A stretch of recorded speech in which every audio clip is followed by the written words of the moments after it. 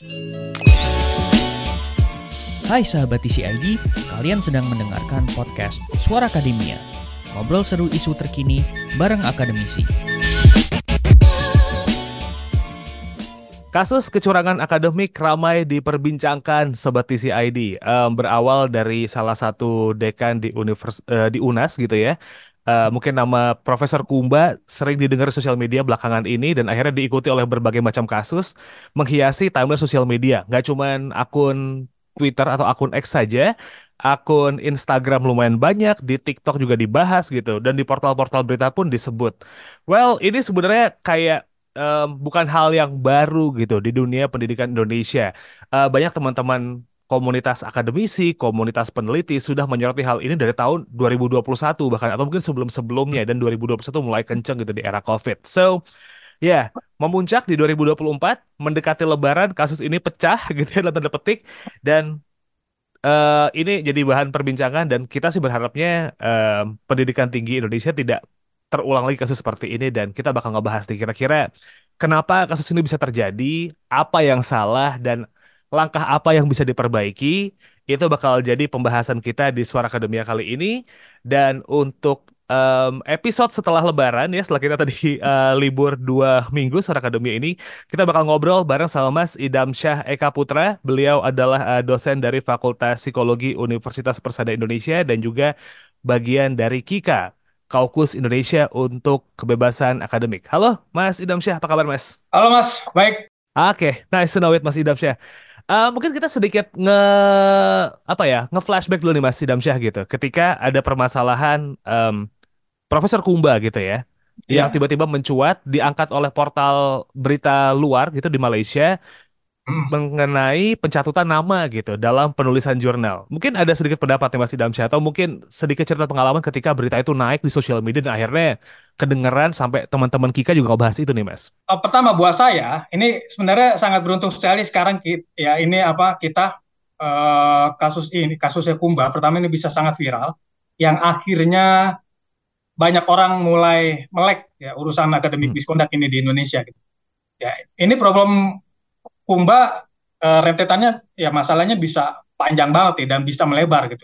Ya kalau saya lihat kalau kita mulai dari Kumba, dan ini bukan kasus pertama kali gitu. Ini kasus yang viral yang besar yang akhirnya bisa meluas gitu ya. Nah, Hmm. rentetan apa sih sebenarnya untuk kasus Kumba ini? Pertama, yang dilakukan Kumba tidak hanya ini urusan pencatutan nama orang ya, tapi dia Hmm. juga memiliki publikasi yang luar biasa produktivitasnya ya, di mana untuk saya bahkan untuk orang ilmuwan asing yang terkemuka sekalipun gitu ya, ini prestasinya, ini Kumbanya ini bisa sangat luar biasa gitu. Betul. Nah, tapi dari sini kita mesti bertanya-tanya, kok bisa dia ya punya publikasi sebanyak itu? Hmm. Bagaimana caranya? Terus rentetannya lagi adalah kualitasnya gitu. Nah, ini kualitasnya bagaimana nih? Kalau dihitung misalnya jumlahnya katanya kan baru 3 bulan aja, ya 3 bulan tahun 2024 itu publikasi udah ada 160. Hmm. Artinya ya, artinya setidaknya dia punya publikasi satu hari itu 2 artikel jurnal. Ini Ya. saya catat ya, saya tanya 2 artikel jurnal loh gitu ya, bukan tulisan opini, tulisan semi ilmiah dan sebagainya, 2 artikel jurnal yang buat saya ini hampir mustahil dilakukan gitu ya. Ini kayak Mission Impossible, tapi Kumba bisa melakukan itu. Nah ini benar-benar mesti ditelusuri nih apa hal-halnya nih, ini bagaimana nih? Kalau saya sih tanpa melihat langsung ya kualitas artikel jurnalnya si Kumba, saya yakin kualitas artikel jurnalnya ini pasti kualitasnya itu kualitas paling rendah, serendah-rendahnya, Hmm. tanpa mengecek pertama kali. Pas mengecek itu memperkuat, ternyata memang iya. Jadi saya tidak mengecek semuanya, jelas saya tidak punya waktu untuk Ya. mengecek seluruh publikasi, tapi yang jelas itu ya luar biasa sekali. Nah, yang lainnya lagi dia penyatut nama orang. Hmm. Ini sih gila ya. Maksud saya di dunia akademis ya, ini nggak main-main urusannya gitu. Nyatut itu gitu ya. Ini nggak main-main. Kenapa? Karena dari kasus ini perlu ditanyakan juga. Ya, karena biasanya urutan authorship ya, urutan uh, authorship order di artikel jurnal itu dinilai dari urusan kontribusinya. Mhm. Nah, kalau orang yang dicatut ini, saya ingin tanya ini kontribusinya apa nih gitu. Oke. Ya, ya asal ngatut aja itu apa ya? Itu mungkin juga orang, terutama orang-orang di luar sana ya, ada ilmuwan-ilmuwan yang di luar sana, atau orang-orang ilmuwan-ilmuwan yang mengerti tentang etika dalam memasukkan nama penulis, mereka akan sangat concern sekali, serius sekali untuk mengurus seperti ini. Karena kalau mereka merasa tidak memiliki kontribusi, mereka akan meminta untuk dicabut tuh namanya, ditarik namanya gitu. Mhm. Apalagi ini tiba-tiba nggak merasa punya kontribusi, nggak pernah merasa punya komunikasi langsung, nggak pernah bicara tentang artikelnya, atau ada namanya gitu. Ini sih luar biasa. Ya, jadi dua satu hari dua artikel jurnal itu sudah bikin shock banyak orang ya Mas ya, nggak cuma Indonesia gitu, worldwide mungkin ya, kok ada orang bisa kayak gitu gitu kan ya. Iya, ya kalau beneran ya, kalau Hmm. beneran ini mesti diberikan prestasi yang luar biasa ya. Kalau beneran nih gitu ya, saya sih Ya. kalau beneran gitu ya. Tapi kalau ternyata ya karena di luar aja gitu, di luar negeri aja yang lingkungan akademisnya sangat mendukung, itu hampir nggak mungkin gitu loh. Di Mhm. Indonesia yang environment-nya lagi kayak begini, environment akademisi masih kayak begini gitu ya, situasinya kurang kondusif untuk urusan-urusan pengembangan ilmuwan, oh ya ada gitu. Mhm. Saya sih berharapnya beneran ada orang gitu gitu. Tapi Ya. dengan kondisi seperti ini, kok ayah apa kayak sesuatu yang nggak mungkin lah gitu. Kayak cuma ada di Oke. TV-TV aja gitu ya. Kalau masuk karangan gitu mungkin possible kejadian. Kalau sekarang situasi Indonesia sekarang nih quite impossible gitu ya Mas ya. But Iya, ini pertanyaan yang jadi pengen saya tanyain nih gitu ke Mas Idamsyah. Mas, Kemendikbudristek sudah memberikan respons mengenai kasus Kumba ini kan, ketika pihak Kemendikbudristek menyatakan bahwa ini tuh sebenarnya permasalahan integritas individu, bukan permasalahan beban akademisi atau beban dosen dalam publikasi jurnal atau sebab-sebab yang lain gitu. Kalau menurut Mas Idamsyah, ini pernyataan Kemendikbudristek sudah on point kah atau justru malah sebenarnya mengesampingkan masalah-masalah yang jauh lebih esensial dan akhirnya kayak terkesan, oh ini mah orangnya aja bukan kebijakan kita yang salah gitu Mas. ya ini sih jawaban dari kementerian seperti itu sih sebenarnya apa sudah kita duga gitu ya. Mhm. Kalau saya sih gampangnya gini nih. Kalau ini ditemui, kasus ini ditemui hanya pada Kumba semata, mungkin kita bisa berpikir sepertinya memang ini problem individu. Tapi kalau model yang seperti ini, kasus-kasus ini gitu ya, misalnya yang punya publikasi luar biasa gitu ya, yang hampir nggak mungkin. Kalau saya sih punya publikasi artikel jurnal dalam 1 tahun lebih dari 15 ya lebih dari 15 itu Ya. ya itu aja udah perlu dipertanyakan kalau di Indonesia gitu apalagi kalau lebih dari 20 lebih dari 30 lebih dari 100 itu perlu dipertanyakan dan ternyata kalau kita mau ngecek ya nanti Mas juga mungkin tim conversation juga bisa ngecek tiap-tiap kampus ya, katakan kampus ya, nggak usah semua kampus lah, Ya. PTN-PTN besar aja, dicek, lalu dilihat lah, dicari ada nggak akademisinya, ya, ada nggak dosennya yang punya publikasi fantastis dalam 1 tahun. Oke. Dan Mas pasti akan menemukan satu, dua, atau tiga bahkan gitu loh, ya, Hmm. akademisi-akademisi yang di tiap kampus itu punya publikasi yang fantastis. Jadi Kumba tuh nggak sendiri, gitu. Oke. Ya hampir di banyak kampus itu ditemukan gitu. Saya sih bisa buka-bukaan aja gitu. Nah, Mhm. saya bisa kirimkan ke Mas beberapa orang yang punya publikasi fantastis di beberapa kampus-kampus besar gitu ya. Dan Hmm. pertanyaannya adalah ya agak sulit kalau kita pikir ini adalah masalah individu ya gitu ya. Hmm. Ini pasti ada masalah sistem ya yang membuat orang-orang seperti Kumba ya itu bisa hidup.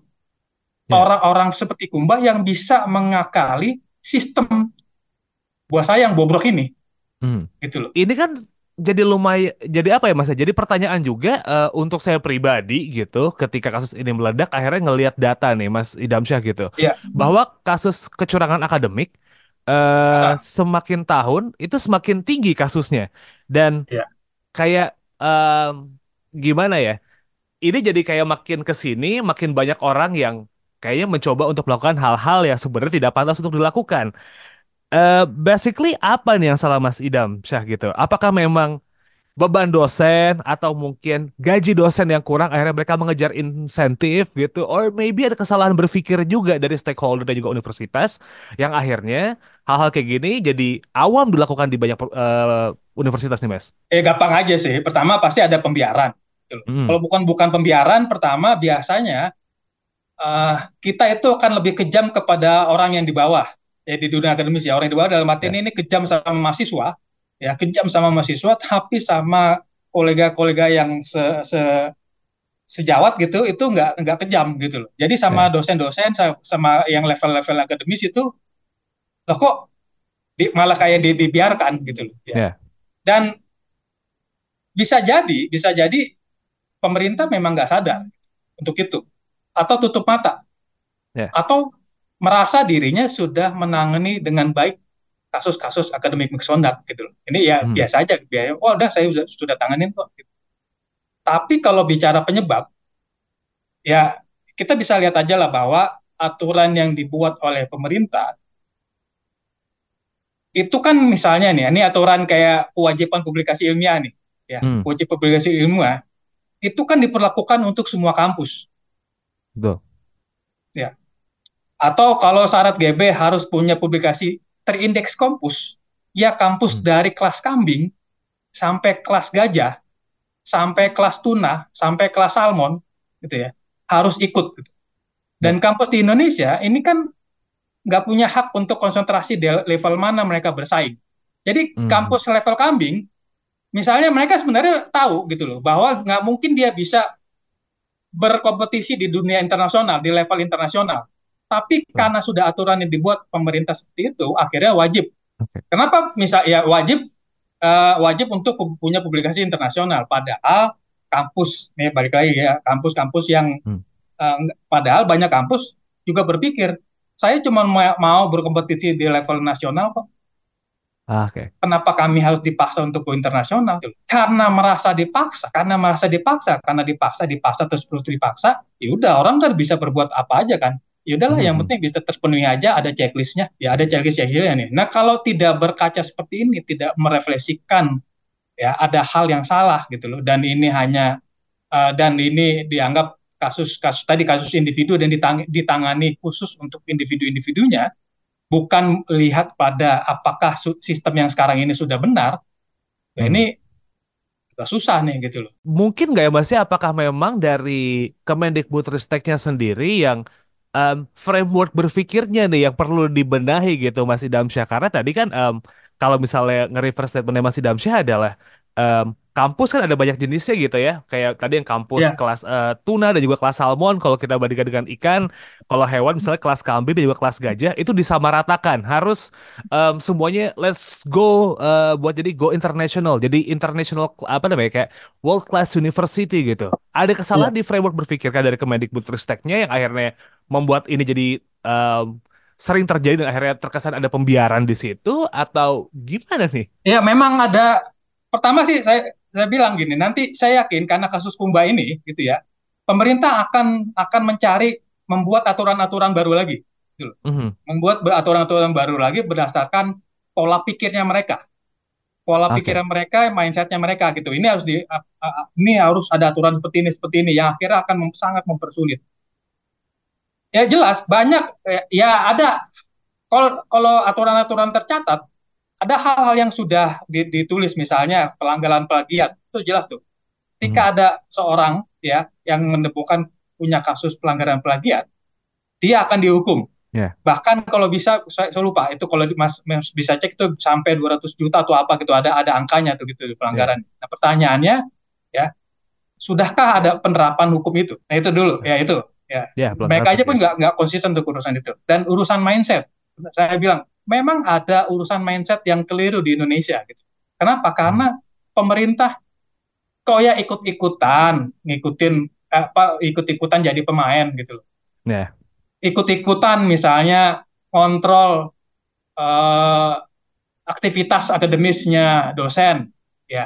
ngikut-ngikutan bikin visi misinya universitas, ikut-ikutan bikin kalau universitas harus seperti apa gitu ya.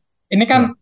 ini kan lucu. Seharusnya pemerintah itu lebih melihat kampus atau penyelenggara pendidikan tinggi itu sebagai mitra, Mhm. bukan unit bawahannya mereka. Kalau saya bilang ya, nah ini buat saya ini hal yang perlu dilakukan dulu nih sebelum merubah aturan atau membuat aturan baru gitu loh, atau membuat sistem yang baru. Pertama adalah lihat framework dulu gitu loh, bahwa pemerintah melihat penyelenggara pendidikan tinggi itu sebagai mitra yang sejajar. Oke.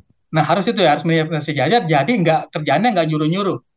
Sekarang ini nih, bukan hanya kasus di Indonesia ya, kasus di luar negeri, katakan di Amerika. Ini Harvard nih sekarang lagi disorot juga nih, karena banyak dosen-dosen di Harvard, ya dosen-dosen di Harvard itu kena academic misconduct, bahkan dekannya sekalipun gitu, bahkan selebritas selebritas ilmuwan Harvard itu kena urusan academic misconduct ya, Mhm. ya di Harvard. Nah, nggak ada tuh pemerintah Amerika ikutan untuk mengintervensi. Ini ada something wrong nih with Harvard nih. Nggak ada tuh mereka ngomong gitu tuh. Pemerintahnya nggak ikut-ikutan gitu loh. Ya. Walaupun sekarang orang banyak bertanya, pasti ada krisis di Harvard nih urusan ini. Kenapa? What is wrong with Harvard? Ada apa nih gitu loh. Ya. Mhm. Dan mereka pun sadar gitu loh. Harvard akhirnya ya banyak juga yang alumni Harvard, akademisi Harvard tuh juga sekarang berpikir, kenapa ada apa dengan Harvard sekarang nih gitu loh. Ya, Ya. apakah sistem yang sekarang itu membuat Harvard terlalu kompetitif, yang akhirnya karena saking kompetitifnya banyak orang yang takut ya posisi-posisi amannya itu terancam, jadinya mereka Mhm. ya harus cepet-cepet produktif tuh apa yang akhirnya main main culas gitu loh. Ya. Ya bisa mencurangi data atau plagiat dan sebagainya gitu ya, tapi Mhm. nggak ada tuh saya dengar cerita pemerintah Amerika itu akan mengintervensi kampus-kampus di Amerika, nggak ada tuh. Oh, Ya. Harvard harus seperti ini, nggak ada gitu loh. Nah, di Indonesia ya ini kok pemerintah kita ya Kemendikbud atau Dikti itu tidak ubahnya seperti eh, rektor atau pemilik yayasan universitas Indonesia. Jadi mereka Ah, punya oke. hak untuk mengontrol loh.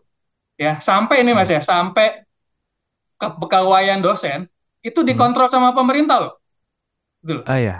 Ya itu yang buat saya sih aneh. Kalau saya kenapa saya lebih memilih lakum dinukum ya, gitu ya. Mhm. Jalannya pemerintah kemana gitu ya, saya kemana gitu ya. Tadi Mas Idamsyah sempat nge-mention bahwa hukuman plagiarisme itu 200 juta dan penjara paling lama 2 tahun. Kurang kali ya Mas ya hukuman. Jadi orang kayak 200 juta ntar nutup ini deh gitu.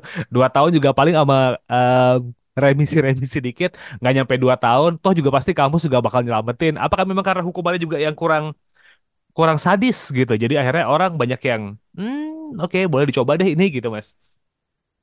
Ya kalau kurang sadis saja itu, tapi itu aja nggak diterapkan Mas. Justru kita Iya. punya track record yang jelek untuk urusan plagiarisme loh gitu. Oke. Mantan menteri pendidikan, Mas bisa cek nanti ya. Kalau saya boleh nyebutin nama, saya nyebutin nama di sini gitu ya. Mantan menteri Mhm. pendidikan kita itu zaman Gus Dur itu punya kasus plagiarisme loh. Dia alumni Oh, MIT dan disertasinya itu di Tenggarai ada urusan ada urusannya plagiarisme. Tapi kita ya. mengangkat dia jadi menteri pendidikan. Oke. Kasus dulu ya guru besar di FISIP UI Ya. ya. Guru besar FISIP UI gitu ya. Ya namanya Mas bisa cek gitu ya. Hmm. Eh, Kena kasus plagiasi. Nah, sekarang dia jadi rektor Oke. ya. Rektor salah satu kampus swasta di Jakarta. Atau Hmm. kasus lagi Ya. Universitas Pendidikan Indonesia UPI Bandung ya, Ya. beberapa tahun lalu ada 3 akademisinya itu kena kasus plagiat. Jadi bagaimana gitu loh ya. Jadi bagaimana kita mau percaya ada penerapan-penerapan ya, penerapan-penerapan uh, yang baik ya terhadap pelanggar-pelanggar akademis ini gitu loh. Ternyata mereka masih bisa hidup kok gitu. Jadi Ya. ternyata itu ini aja deh. Saya sih nggak perlu menanyakan tentang ini apa bentuk hukumannya itu ringan atau besar atau tidak gitu ya. Ya. Diterapkan aja secara konsisten dulu deh. Itu jadi mengingatkan saya sama satu kasus salah satu pejabat pada masa era 90-an akhir 2000-an awal sih Mas yang di salah satu PTN gitu ya di daerah barat Pulau Jawa yang persekolahan akademisnya juga politikus gitu.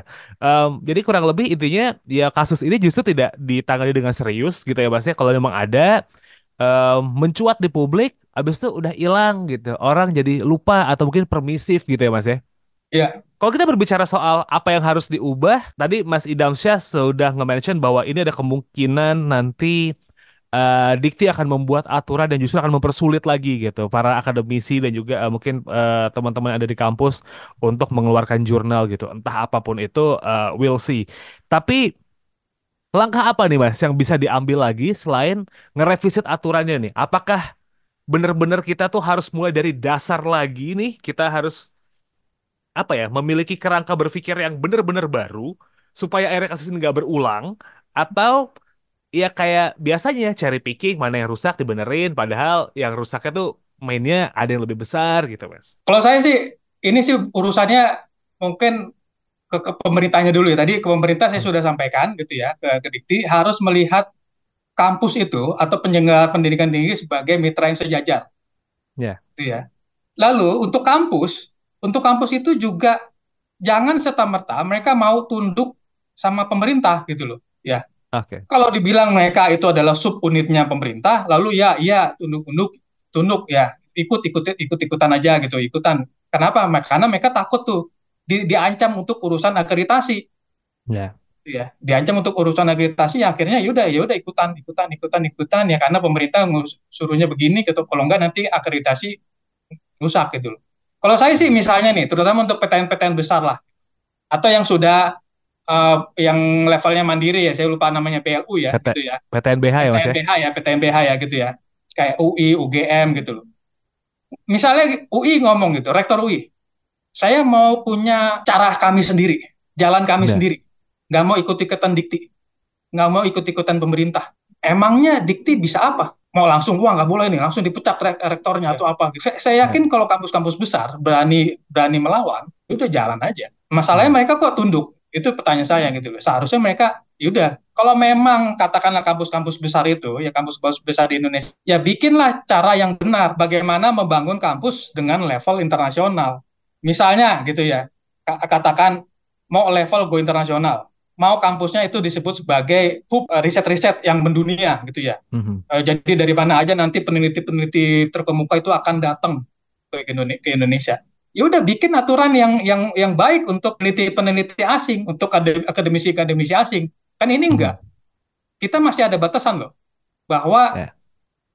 orang asing itu tidak bisa menjadi dosen tetap Mhm. di PT di Indonesia. Nah, kalau kayak begini gimana kita mau bicara mau menjadi kampus global, kampus yang menginternasional ya susah gitu loh.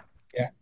Ya. Jadi ini juga gitu loh. Terus juga eh, balik lagi ada kewajiban misalnya itu. Ya kewajibannya dikti yang buat ya. Misalnya Ya. publikasi internasional harus terindeks Scopus. Nah, ini juga harus dipikirkan juga gitu, bahwa nggak semua disiplin ilmu konsentrasinya di artikel jurnal, disiplin filsafat misalnya, atau disiplin sejarah, disiplin arkeologi gitu loh. Ya. Itu biasanya lebih sering mereka tuh menulis monograf atau buku gitu ya. Jadi ide-ide Mhm. mereka atau riset-riset mereka dibuat dalam segi monograf. Nah, monograf ini kan jarang yang terindeks Scopus gitu loh. Kecuali Mhm. monograf-monograf yang dipublikasikan oleh Elsevier. Kenapa Elsevier? Ya karena Elsevier yang punya Scopus gitu. Ya, monograf-monograf lain yang publikasinya di luar publishernya Elsevier jarang terindeks Scopus gitu. Ya. Nah, Ini kenapa akhirnya kampus-kampus yang ya tadi yang jurusan seni misalnya gitu ya, jurusan yang disiplin ilmunya filsafat kayak misal sekolah-sekolah tinggi filsafat gitu ya di banyak di Indonesia gitu, itu jadi susah gitu berkembang gitu loh. Ya, susah berkembang atau susah untuk membuat terutama jenjang karir dosennya gitu loh dalam segi guru besar. Kenapa? Karena guru besar dikontrol sama dikti. Ya, jurusan seni ya. kayak IKJ misalnya gitu loh, kayak ISI gitu loh. Ya, masa harus punya publikasi terindeks Scopus, gimana caranya gitu loh. Ya. Sementara mereka adalah karya seni. Karya seni itu ya macam-macam. Kalau patung ya karya patungnya, kalau kayak musik ya musiknya gitu ya. Tuh. Kalau tari ya karya tari dan sebagainya gitu. Itu juga jadi nggak bisa dipukul rata gitu loh. Aturan itu nggak bisa dipukul rata. Ini yang juga harus dipahami gitu loh. Nah ini sebelum membuat sistem yang baru, membuat aturan baru, mindsetnya juga harus dilihat bahwa aturan itu jangan dibuat di pukul rata. Gitu. Lalu Oke. untuk jenjang karir dosen di Indonesia, jangan ini ya dihitung dari angka kredit. Kalau saya bilang ya Ya. 850 ya. 850 yang akhirnya nanti semua dosen semuanya ya kalau udah sampai angka 850 itu bisa jadi guru besar gitu. Ya. Hmm. Padahal ya ini yang menjadi slot guru besar di Indonesia itu menjadi kurang kompetitif. Sementara sebenarnya ya ini guru besar itu adalah level yang paling bergengsi di mana orang berlomba-lomba untuk mencapai level tertinggi itu. Tapi karena di Indonesia, ya kalau ada 200.000 dosen ini kan punya kemungkinan untuk sampai di angka 850 ya. Betul. Nah itu hal yang jadi ya nggak kompetitif walaupun secara politis banyak yang diinjek-injek ya, banyak yang dipolitis Ya. yang akhirnya nggak Hmm. semua dosen itu sampai angka 850, cuman bukan bukan hak itu yang ininya gitu. Tapi ya, nah ini harus dibongkar gitu loh, bahwa jenjang karir pelevelan misalnya dari asisten asisten ahli sampai ke guru besar itu sebaiknya ditentukan dikembalikan ke kampus dan dinilai oleh komunitas-komunitas ilmiahnya. Entah Mhm. itu komunitas ilmiah di dalam kampus atau komunitas ilmiah yang di luar kampus, misalnya eksternal evaluator ya gitu. Ya.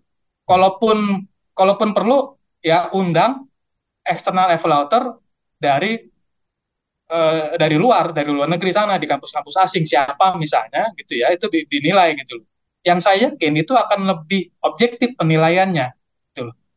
Kalaupun ada konflik of interest, misalnya si evaluator itu kenal dekat ya dengan eh, yang akan dinilai, ya sebaiknya dicari lagi yang lain gitu loh Oke. untuk lebih memiliki nilai-nilai yang objektif. Ini dilakukan loh di kampus-kampus lain. Katakan Ya.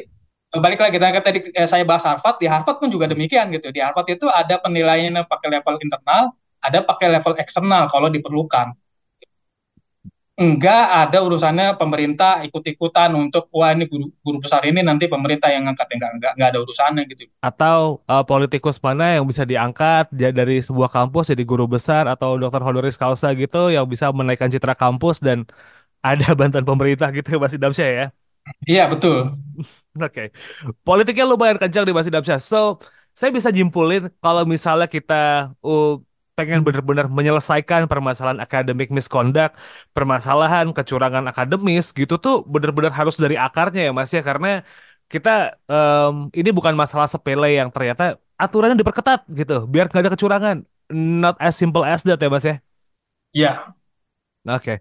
Nah, kita berbicara soal dosennya nih, Mas. Karena kadang-kadang dosen juga terhimpit oleh aturan yang ada. Mungkin dosen-dosen muda atau orang yang terfikir untuk menjadi dosen, kan jadi ngelihat situasi sekarang agak-agak sulit nih buat tadi kayak mencapai kredit supaya nanti akhirnya pendapatnya jadi lumayan bagus gitu, Mas.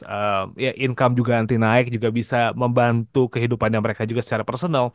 Buat dosen muda, apa yang harus dilakuin nih, Mas? Karena kalau dari universitas udah, kalau pemerintah udah, tapi dosen-dosen udah terlanjur kecemplung nih dalam tanda petik. What should they do? Dosen muda yang tercemplung. Saya malah malah ini sebenarnya kalau saya bilang malah kita sebenarnya lagi krisis untuk urusan dosen-dosen muda ini gitu ya, dosen-dosen Hmm. muda gitu loh. Dengan kasus-kasus yang seperti ini gitu ya, dan urusan-urusan katakanlah kesejahteraan dosen yang masih dipertanyakan gitu ya, yang Hmm. masih masih bermasalah gitu ya. Eh, eh, Menjadi wajar bahwa saya pertama banyak orang-orang ya banyak orang-orang muda di Indonesia justru kabur gitu ya, nggak mau menjadi dosen di Indonesia. Ya. Kalaupun ada, sebaiknya jangan jadikan itu eh, menjadi dosen itu atau menjadi akademisi di Indonesia itu sebagai pelarian. Gitu. Saya Hmm. takutnya karena nggak bisa bersaing kalau bersaing di dunia lain gitu ya, dunia industri gitu ya.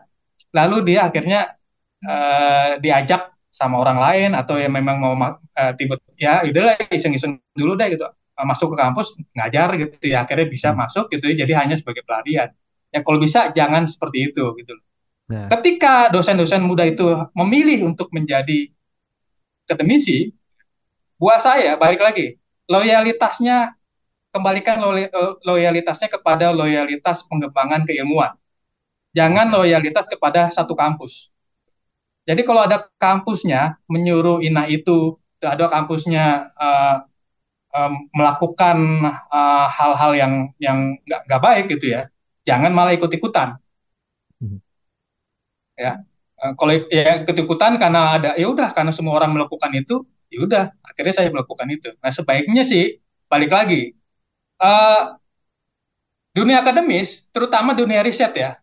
Ini masalah ini sih ya, ini masalah personal interest ya, gitu. Masalah Mhm. personal interest. Jadi kalau orang itu milih itu ya sebaiknya benar-benar menjadi dosen, menjadi akademisi, dan mengambil bidang ilmunya uh, dan fokus risetnya benar-benar itu berdasarkan personal interestnya. Saya mau mendalami Oke. psikologi karena memang mendalami psikologi. Jangan sampai ini karena di Indonesia masih masih kalau ada orang baru itu nanti misalnya Mas Sarip nih Ya. masuk jadi dosen baru nih, dosen muda. Ah ini Mhm. nih wah ini dia biasanya dia banyak dikerjain, oh, ini sudah suruh Sarip aja tuh urus urus jurnal. Terus Ya. Sarip tuh, ini kita mau ada unit baru nih, namanya unit Higher Education Management. Padahal sama Sarip konsentrasinya misalnya di bidang ekonomi gitu ya. Udah Mhm. nggak apa-apa, kamu bisa kok gitu loh. Nanti Higher Education Management tinggal baca bukunya apa-apa, dulu nanti ada harus kamu pelajarin, lalu nanti kamu bisa paham tentang Higher Education Management seperti apa. Nah, itu keliru gitu loh. Praktek-praktek itu keliru. Ya. Dan itu nggak bisa. Nah, sebaiknya yang dosen-dosen muda mulai punya posisi. Misalnya kalau memang mereka merasa enggak, bukan itu bidang ilmunya, atau merasa merasa nggak ingin mendalami hal seperti itu, ya udah ambil posisinya. Mohon maaf, saya nggak mendalami itu. Gitu. Memang agak susah, ya memang agak susah ya untuk hidup di Indonesia punya punya posisi seperti itu karena kita diharapkan untuk palu gada ya. Apa lu Ya. mau, gua ada gitu kan, itu agak susah jadinya gitu. Tapi ada baiknya karena ini karena dunia akademis itu dibangun dari kepakaran tertentu ya, satu disiplin ilmu sebaiknya punya posisi. Mhm. Dan balik lagi ini masalah masalah lingkungan, masalah situasi yang memang kurang Ya. kondusif, memang fighting spiritnya juga mesti ditingkatin gitu. Ya, Ya. ada kalanya kita akan hopeless gitu. Ya, terus terang saya sendiri aja udah hopeless dengan pengembangan akademis di Indonesia gitu, dengan Ya. situasi di Indonesia gitu. Tapi bukan berarti itu membuat saya untuk berhenti berjuang, berhenti untuk melakukan perubahan. Nah, mungkin juga nanti teman-teman dosen muda misalnya yang baru masuk dalam lingkungan akademis kaget gitu ya. Kaget seperti apa? Ya udah gitu. Dari kaget itu coba diadaptasi, coba dipelajarin gitu ya. Lalu kalau ada yang salah, cobalah gitu ya. Eh, apa coba ditanganin gitu ya. Kalau ternyata ditanganin sulit sulit sulit sulit sulit dan udah pesimis, udah hopeless, yang penting jangan berhenti aja untuk berjuang gitu aja sih Mas. Nah, oke. Terus berjuang, sama-sama mungkin dibenahi gitu ya, dan juga sama-sama saling introspeksi, mungkin itu bisa jadi solusi gitu untuk menyelesaikan masalah akademi misconduct yang memang dari dulu sampai sekarang selalu menjadi problem yang harus bisa diselesaikan. Well, Mas Idam Syah, Eka Putra, thank you so much. Tapi sebelum kita tutup obrolan kali ini, Mas, mungkin ada yang disampaikan kah dari teman-teman Kika dan juga dari Mas Idam Syah mengenai permasalahan ini? Mungkin ada yang terlewat buat disampaikan. Time's yours, Mas Idam Syah. Eh, apa ya, nggak ada lah kalau saya sih ya, tadi balik lagi lah urusannya, memang pelik sih urusan urusan dunia akademis di Indonesia gini ya gitu ya. Banyak orang eh, gini deh, saya melihat misalnya gitu ya, kayak Kumba dan kawan-kawannya gitu, itu ada yang menilai bahwa dia adalah korban dari sistem. Mhm. Kalau saya enggak, saya melihat dia ini bukan korban, tapi orang-orang yang bisa mengakali sistem, gitu. Orang-orang yang bisa mempermainkan sistem, bobroknya sistem di Indonesia, gitu. Ya. Dan ya, yang seperti ini kita tidak perlu berempati, kita tidak perlu bersimpati, gitu, karena mereka adalah perusak. Buat saya sih mereka ini perusak untuk sistem akademis, gitu. Mhm. Justru kita perlu berempati pada orang-orang yang serius untuk menangani uh, masalah akademis di Indonesia ini gitu. Banyak orang-orang gitu yang uang kapasitasnya, yang kualitasnya luar biasa tapi digencet gitu. Ya karirnya mandek gitu. Nah, mereka ini justru yang menjadi korban. Atau kampus-kampus yang demikian serius mengembangkan satu disiplin ilmunya tapi nggak bisa berkembang karena urusan akreditasinya, karena nggak ngikutin apa kata pemerintah ya. Justru buat saya ini adalah mereka itu korbannya gitu. Nah, jadi sekarang harus dibalik gitu loh. Kita harus bisa memberikan apresiasi kepada mereka yang benar-benar kritis ya terhadap masalah akademis di Indonesia ini. Dan kita memberikan apresiasi kepada mereka yang benar-benar serius ingin mengembangkan keilmuan itu, entah apapun ilmunya itu gitu ya. Uh, dan apresiasinya ya bisa macam-macam gitu ya, karirnya menjadi bagus dan diberikan award dan sebagainya gitu. Yang saya lihat kita sangat minim apresiasi. Contohnya kasus plagiasi pada profesor di Parahyangan ya, Universitas Parahyangan ya gitu. Buat saya ini harus diapresiasi ini Parahyangan ya, karena dulu ada kasus profesor di Parahyangan Universitas Unpar itu sangat langsung tegas memberikan hukuman kepada orang ini ketika dia tahu bahwa dia plagiat ya. Kalau tidak salah dipecat. Nah, ini Parayangan ini buat saya ini harus diberikan apresiasi loh. Ini diberikan award atau apa gitu. Kenapa? Benar-benar tegas. Dan saya belum menemukan kampus lain seperti Unpar ini. Nah, hal-hal yang ini yang luput nih, yang luput buat kita di Indonesia ya, entah Kemenristek Dikti, entah Diktinya gitu ya, atau ke kampus-kampus yang lain atau institusi-institusi lain atau asosiasi-asosiasi keilmuan lain yang luput memberikan apresiasi, dan lebih kita melihat kuantitas ya. Kuantitas jumlah publikasi seorang ini luar biasa gitu, tapi kita tidak melihat kualitas. Jadi paling itu Mas ya.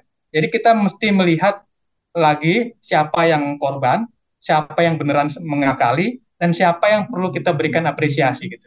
Dengan ini saya yakin akan ada perubahan yang lebih baik gitu, atau akan ada orang yang berusaha untuk melakukan perubahan di Indonesia yang lebih baik, yang dari hopeless itu menjadi ada harapan walaupun sedikit lah.